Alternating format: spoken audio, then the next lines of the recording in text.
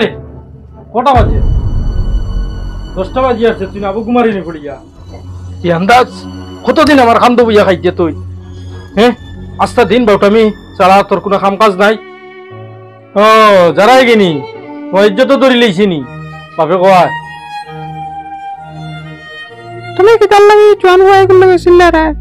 ও তুমি মাতিও না, তুমি তো বাড়াবা এটা। আজ তার লগর হাব বুলি তার লাগান ফইনছে হাব বুলিয়ে এখন চাকরি করদা, বিজনেস করদা, হে খালি আবারে গিরি দে সব তুমি বাড়ারায়।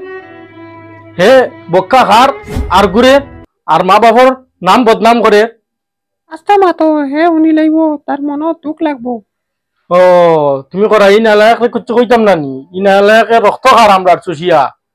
হ্যাঁ, আর তুমি করা কুচ্ছু মাতিতাম না, আনামাতি থাকতাম। তুমি আর চিল্লাইও না, তোমার কারণে ফুয়াবু নষ্ট হয়েছে।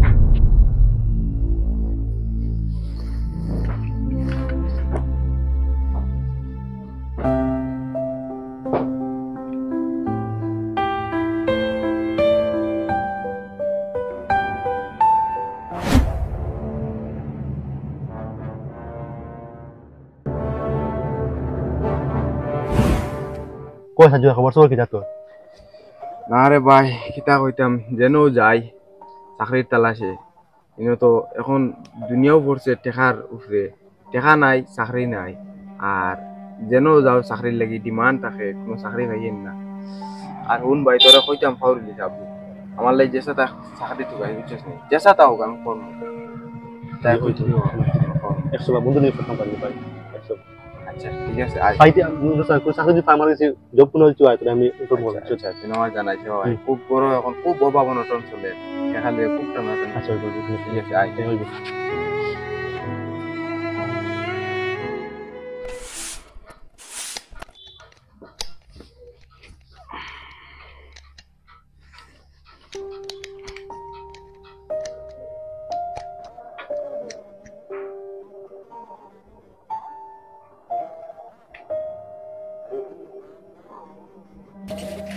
কিতা হইলো? তুমি না চশমা ঠিক করে গেলে, এখন আবার আইয়া বললে কি? ও তুমি করাইনি, চশমা ঠিক করে নিত গেলাম। চশমা ঠিক করে নিত গেছলাম, ইটা যেটা দাম কইছে ইটা দামে তো আমি এখন পারতাম না। আমি যেটা পাই পয়সা ইগুন্দি আমার গড়ের খরচও এটা কি বেশি যায় গিয়া। আর চশমা ইটা যেটা দাম কইছে ইটা দামে তো আমি পারতাম না। আই যা হোক, ফুয়া হোক, আইলে তানে দেখো না আজ কিতা করে। তুমি এখানে আসো, তারা কোদালি এত গেছে রুজির লাগি দোকানি কিছু পাইনি, আমার খাইয়া গেছে। ও তুমি করাইনি, হে রুজিত গেছে? হে রুজিত গেছে নি? হে আড্ডা মারাত আমি দেখি আইছি, হে আড্ডা মারে। তুমি করাইনি রুজিত গেছে?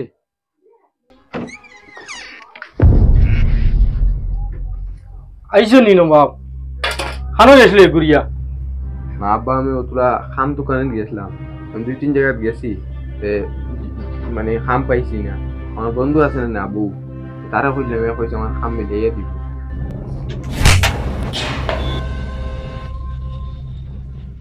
কোনোবাই গিয়া মরি যাস না খানে?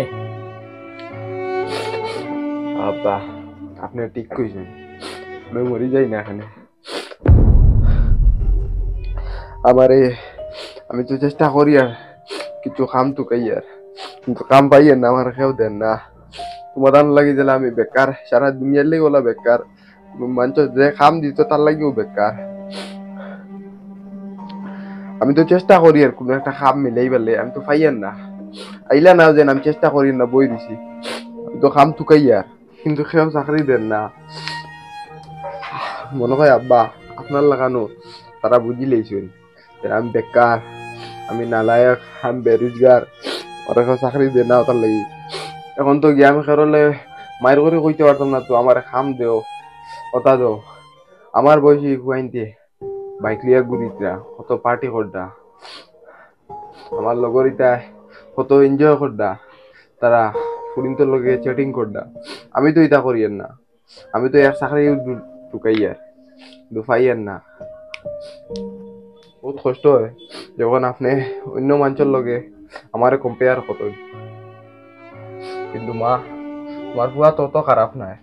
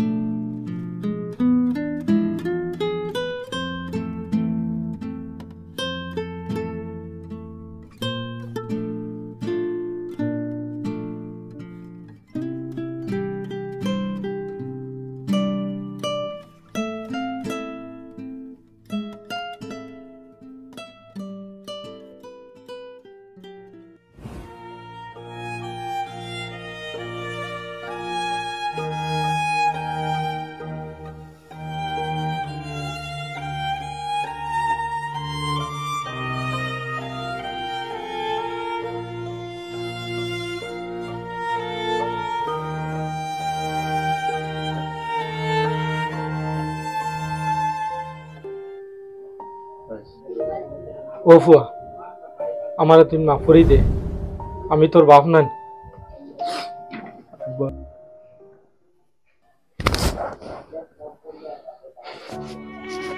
মাফ চাইও না আব্বা, তো তুমি তো আমার বাপ নাই, তুমি যদি আমার মারিলাও এর বাদেও আমার দুঃখ নাই। জানি আব্বা, তুমি গরুর পেরেশানি লইয়া কত চিন্তা করো, গরুর জিম্মাদারি তোমার উপরে। আমি জানি আপনি গরুর রেশন, গরুর কারেন্ট বিল, আমরার উপর যত খরচ আছে সারাও মারুন আপনি। লেকিন আব্বা এখন জিনিস ইয়াই দেখিও যে মানুষের বুড়া বক্ত সকল সময় থাকে না, একদিন না একদিন তার জীবন বদলে। এর কারণে আপনি চিল্লাইতে আমার উপরে, গুছা করতে আমার উপরে। আব্বা, এক না একদিন দেখবা তোমারও নালায়ক খুয়াও একদিন কামিয়াবি হইমু। আর যেদিন আমি কামো লাগিমু, কামিয়াবি হাসিল করলিমু, এদিন তোমার যত খরচ আছে আমি নিজে চুকাইমু। তখন আপনার চাকরি করা লাগতো না, আমি নিজে করমু। আপনি খালি আরামসে বইবা আর খাইবা, আপনি কোনো চিন্তা করবা না। আপনি খালি খাইবা আর উঠিবা আর আরাম করবা, আপনি কোনো টেনশন করবা না। আমি আমি থাকতে আমি সব করবো, আমি তোমার লাগি সবটা করবো, তোমার লাগে গরম লাগে আমি সব করবো। আর আরো একটা জিনিস আব্বা, যেদিন তুমি সব দিন আমার বকা, আমার একটা অভ্যাস হয়ে গেছে। আর যেদিন তুমি আমার বকো না, সেদিন আমার দিন পালা যায় না।